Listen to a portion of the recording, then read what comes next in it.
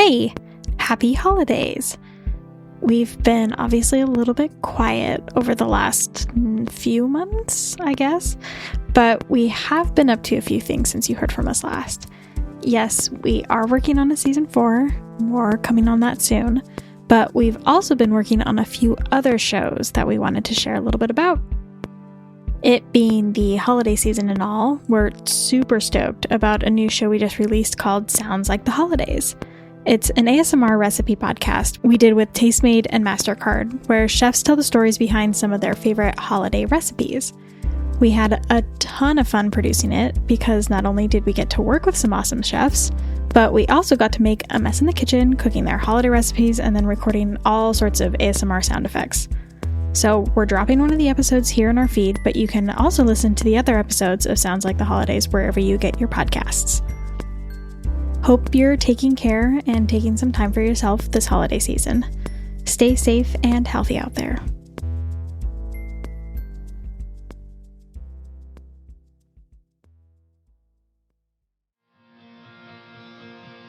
Sounds Like the Holidays is presented by Mastercard, just for Mastercard cardholders.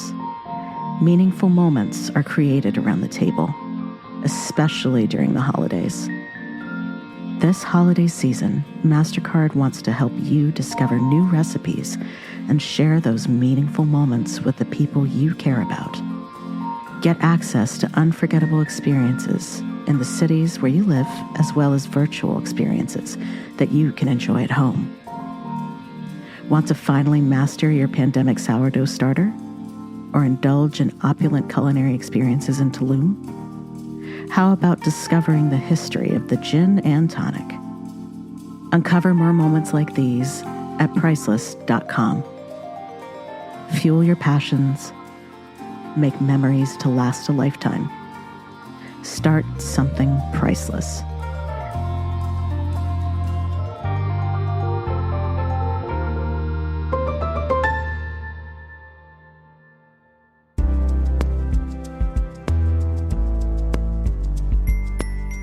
This is Sounds Like the Holidays, presented by Mastercard, exploring the traditions, memories, and sounds of chefs' favorite holiday recipes. I'm Chef Samantha Fore, a pop-up chef based in Lexington, Kentucky, making Sri Lankan and Southern food. These dishes, broccoli casserole and cornbread, have become a part of our family by being present at every holiday table. We always want something savory, we always want something delicious, and we always need just a little bit of spice in every meal we have. So put on your headphones, sit back, and get cozy.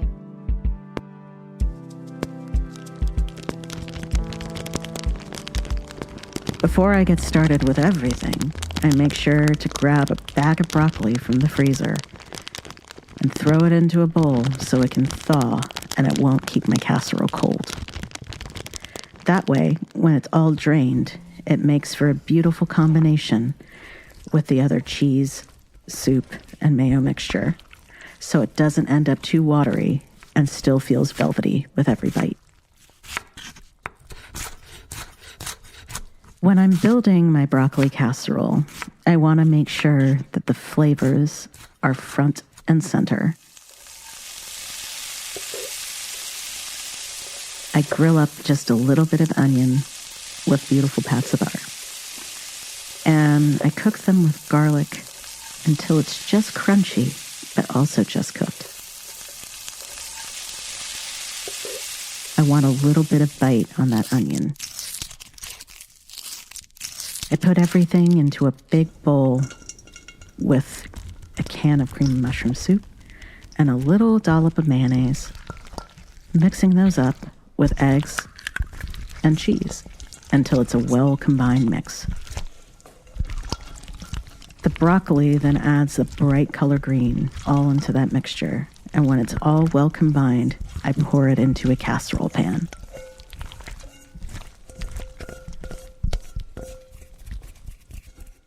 We definitely have to crush up some buttery crackers for the crust and the top of our casserole. Whether you decide to put all of your buttery crackers into a bag and smack them with a rolling pin, or if you just feel like crumbling the sleeves in your hands, it is really, really satisfying. I crumble and I scatter them all over the top of the broccoli mixture. And I make sure that I space little dollops of butter along the top just so they can brown along with it. As it bakes, I make sure that it's covered to keep the moisture in. But before it comes out, it gets a little solo time in the oven uncovered so that those buttery crackers can brown up for the crust.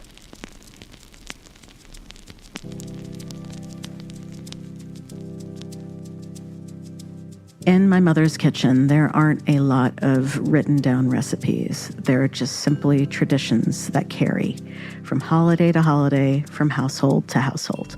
My mother would be cooking everything with her friends. But as we grew older, we all started to take just a little bit of the responsibility. Maybe one dish, maybe two dishes. And whether it's me standing in the corner of my mother's kitchen, watching her cook, watching her put dishes together, or me in that same kitchen with her watchful eye over my shoulder, we cannot deviate from the standard that she has set.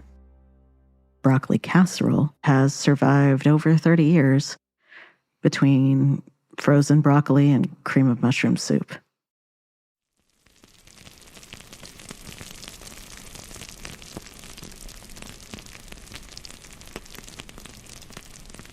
Once the cheese is bubbling and the crackers are browned, we pull it out and serve it bubbling hot as soon as it gets out of the oven. It's one of those dishes, though, that's even good cold.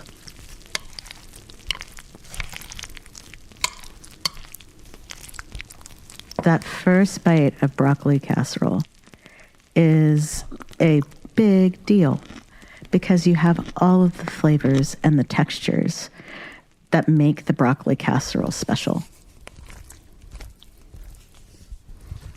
I always go for that first bite, and it is one of those things where you can feel all of the velvety texture of the soup and cheese melding around the slight crunch of the onion and the big crunch of the chunks of broccoli, all rounded out by a little bit of crispness from the crackers that have toasted on top of the casserole. With everything with broccoli casserole, it's both an amalgamation of sound and sight. You want the bright green florets. You want them beautifully chopped up. You want the little bit of bite with the onion, but you want it to combine with the saltiness and the savoriness of the cream of mushroom soup. When you combine all of those with just a healthy bit of cheese, it makes all the world of a difference.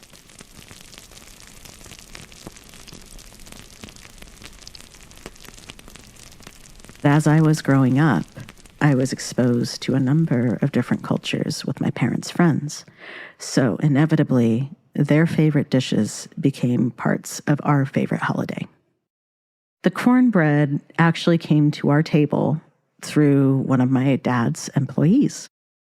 My family worked in a small town in North Carolina in which everybody brought everyone a little bit of something from their harvest or from their home.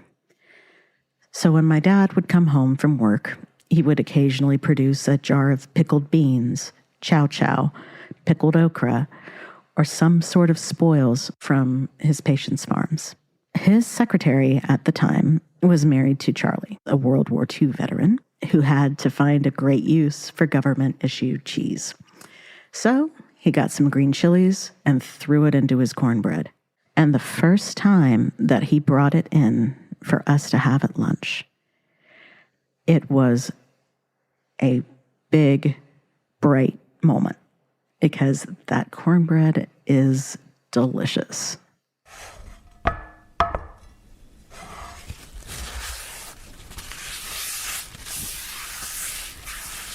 The most important part of cooking a beautiful cornbread is a cast iron skillet, because not only does it give you the feeling of home, it also cooks it to a golden perfection. I make sure when I'm making my cornbread to split up my wet ingredients and my dry ingredients.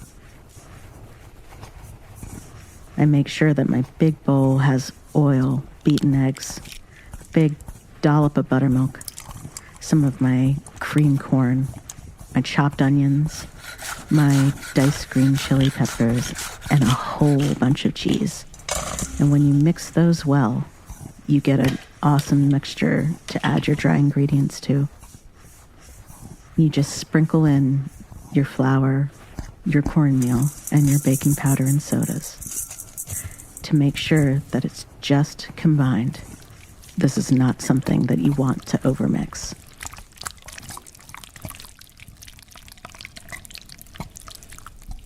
Once everything is just incorporated, I transfer it to my greased cast iron skillet. I bake it for an hour or until a toothpick comes out clean, but you can usually tell when it's done by the smell in your kitchen.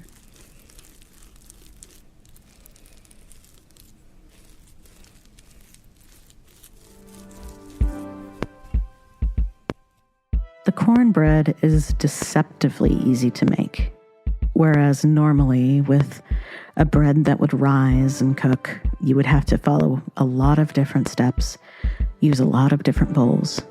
This one is just one bowl of everything dumped in together.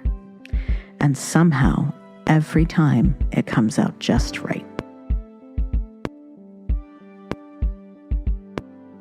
Every bite of that cornbread actually takes me back to being a kid in North Carolina, sitting at that table, trying to figure out why this specific cornbread was so spicy and delicious.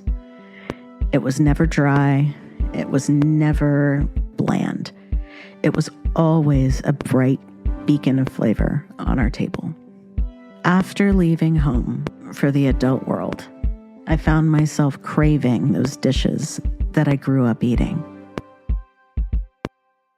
In food in general and around the holidays, nostalgia takes center stage.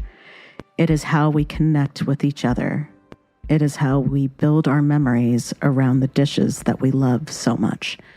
Nostalgia, especially after this past little bit that we've all been through, has become a beacon for all of us to relax and enjoy the memories that bring us joy and comfort.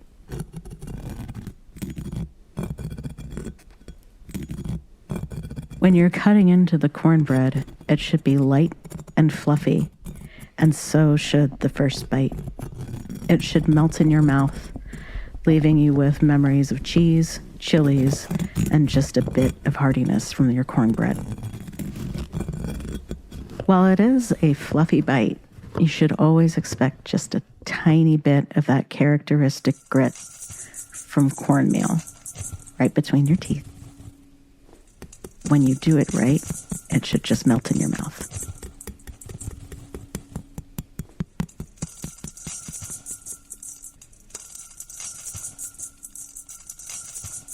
The holiday meals at our house are a bit like a battle, in that it is you versus the food. The food has its own table.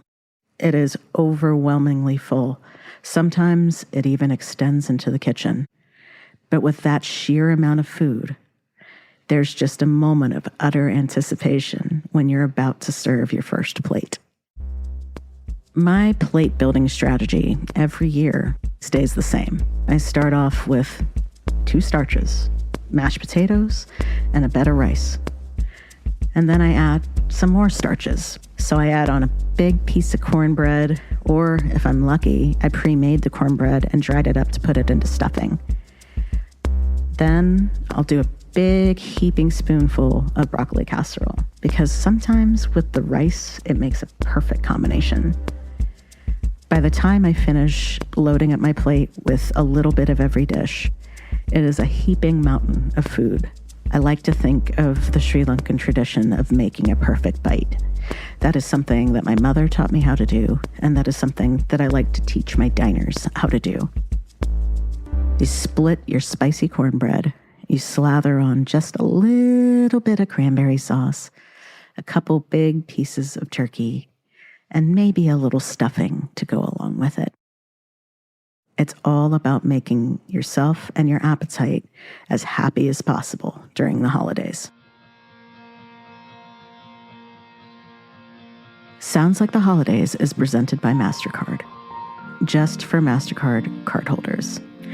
Meaningful moments are created around the table, especially during the holidays. This holiday season, Mastercard wants to help you discover new recipes and share those meaningful moments with the people you care about. Follow your passions with unique, priceless experiences, like learning how to cook a specialty dish with a renowned chef, or take advantage of in-person experiences, from after-hours tours of renowned museums to getaways at some of the world's most luxurious hotels. Uncover more moments like these at priceless.com. Share amazing moments with the people you care about. Make every day unforgettable. Start something priceless. Sounds Like the Holidays is a project by Tastemade, presented by Mastercard, produced by Copper and Heat Creative. Our production team at Copper and Heat Creative includes production and editing by Katie Osuna and Rachel Palmer, sound design and engineering by Jacob Winnick, music by Ricardo Osuna.